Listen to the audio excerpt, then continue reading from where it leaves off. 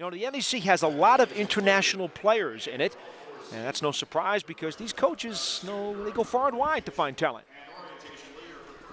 Well, you know, it's a big day here at St. Francis. Think pink on the ladies' side, but the men's side, it's a big day too because, after all, the playoffs are on the line, and Sorena Orandi is here with us. And, you know, this is kind of a weird thing because originally you grew up from overseas out in Sweden. Yes. And then you come over here. Can you get a firm grasp on what this is all about in terms of the NCAA tournament and the big dance and all of that good stuff?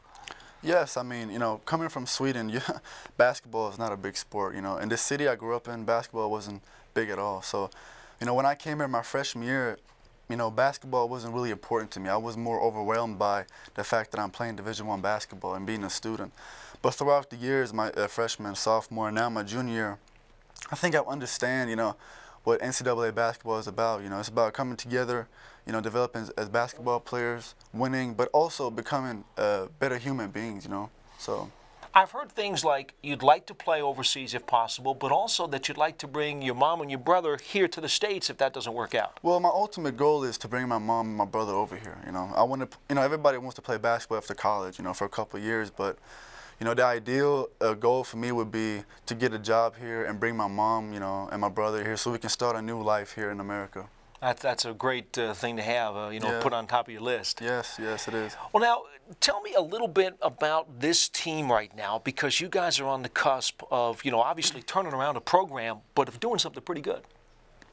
What's the key?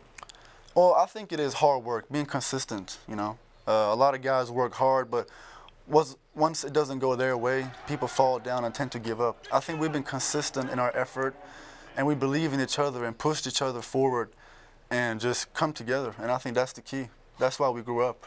Coach Don Friday is really done a very good job here. He's meticulous. I like the way he pays attention to detail. You never had a coach on a consistent basis. You had a different one like every time you were at AAU, and now you've had a guy for a couple of years. Tell me about him a little bit and what makes him such a good coach.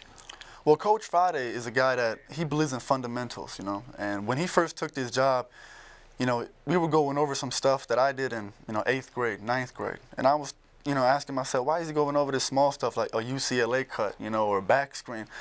But, you know, it's not obvious to a lot of people, you know. So when they start playing, they might be talented and skilled and can jump out the building, but they may not know what a back screen is or how to set a screen. And I think Coach Friday emphasized on that, and that's why we're so good.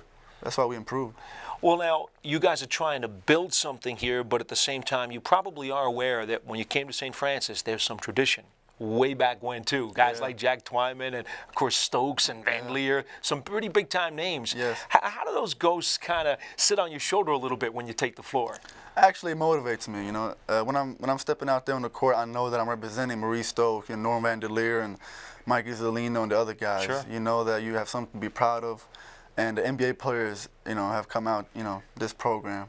Well, appreciate your time. Best of luck the rest of the way. Thank you. Well, I don't know if Sorena Orandi will ever lead the NEC in scoring, but I guarantee you he's the best-dressed player in the conference.